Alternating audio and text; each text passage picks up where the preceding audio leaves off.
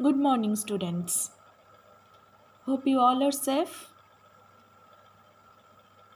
In our last session, we had already completed the discussion of all the phylums that are grouped together under the category of invertebrates.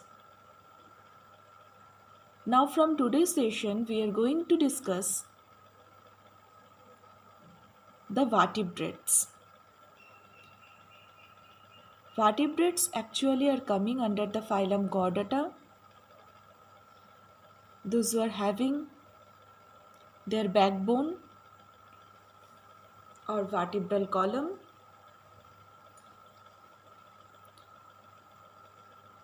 So today we are beginning our session with the characteristics of phylum Chordata. So here you can say, students, the main four specific characteristics of phylum Chordata. In that, first one, that is the dorsal hollow nerve cord. Students, already I have told you beforehand that what is the dorsal and ventral. Dorsal means the back side and ventral means the lower side. This one is upper side and this one is the lower side, ventral portion. So the chordates are having dorsal hollow nerve cord. In this diagram you can see clearly that in the dorsal part, that is the upper part or the back part, you can see that is the notochord, that is the hollow nerve cord. So this blue colored one, that is the dorsal hollow nerve cord. Second one, notochord, that is the long supporting rod that runs through the body below the nerve cord. So below the nerve cord you can see this pink colored notochord, that is the supporting rod running through the backside of the body below the nerve cord. Actually, I've told you already that vertebrates are coming under this phylum Chordata.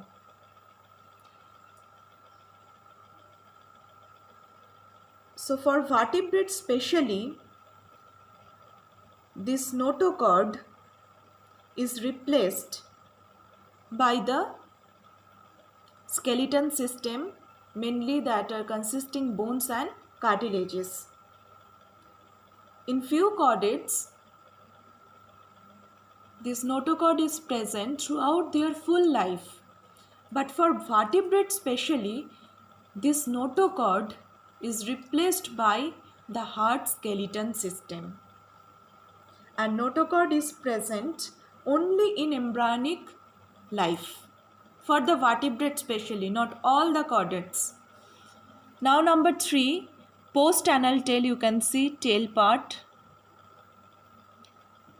And lastly, pharyngeal pouches, that is the gill slits present in the thorax region or the throat region, this one.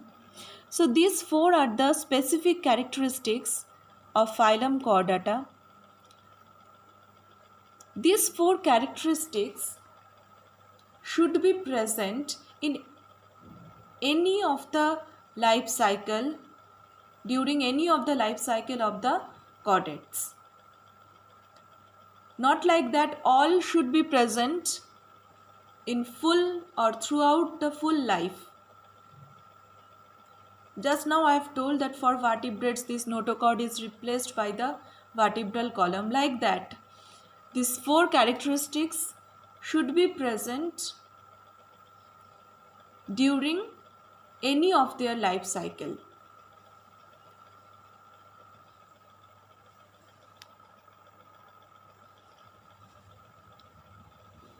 Now phylum Chordata contains 5 main classes of animals. First one is class Pisces, second one class Amphibia, third one class Reptilia, fourth one class Aves, and fifth one class Mammalia. When you will move from number 1 class to the fifth class, you can see that when you are moving upper classes, the characteristics also will improve.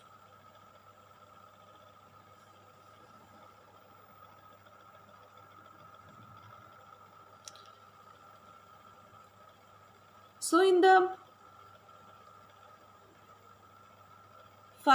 among these 5 classes, the first class is class Pisces, that mainly consists of all the fishes.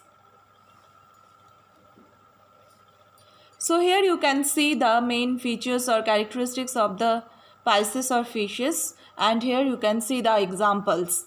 Now, first one, you all know that without the water the fishes can't live, so they are aquatic animals. They are having streamlined body, that means like that, okay, like that shape. You can see here, that is both the ends are narrow, that shape. This is known as streamlined. Both ends are narrowing. Heart is two-chambered. Their heart contains one auricle, one ventricle. They are the swimmers, swim with the help of fins. They are having fins. You can see fins. These are the fins. They are cold-blooded animals. Scientifically, the cold-blooded animals are known as poikilothermals. What do you understand by poikilothermals or cold-blooded animals? Actually, their body temperature changes with the temperature of the environment. Their body temperature is not constant. Body covered with scales. They breathe through gills, respiratory organ. They give birth by laying eggs. The animals, those who are laying eggs, scientifically they are known as oviparous. Actually, 2 types are there, oviparous and viviparous. Oviparous means the animals, those who are laying eggs, and viviparous means the animals, those who are giving birth young animals.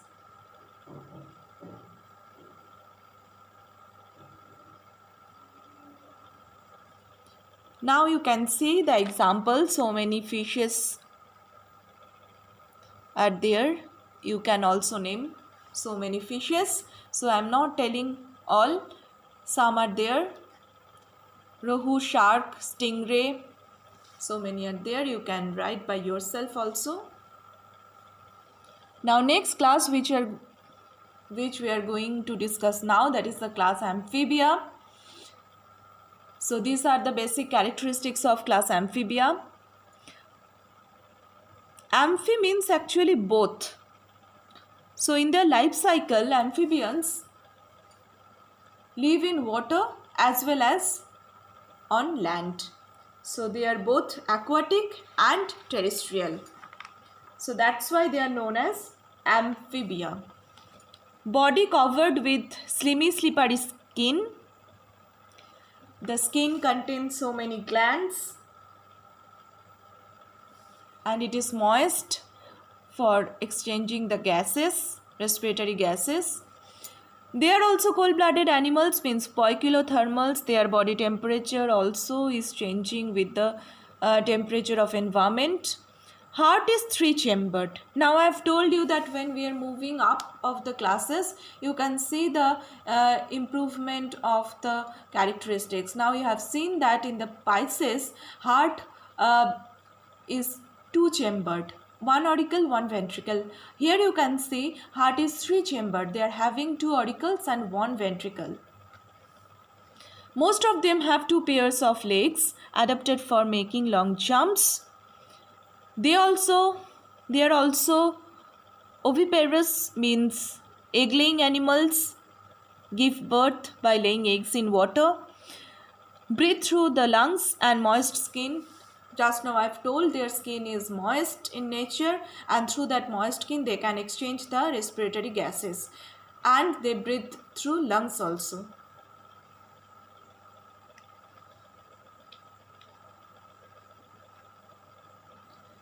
Now these are the very basic characteristics of the amphibians.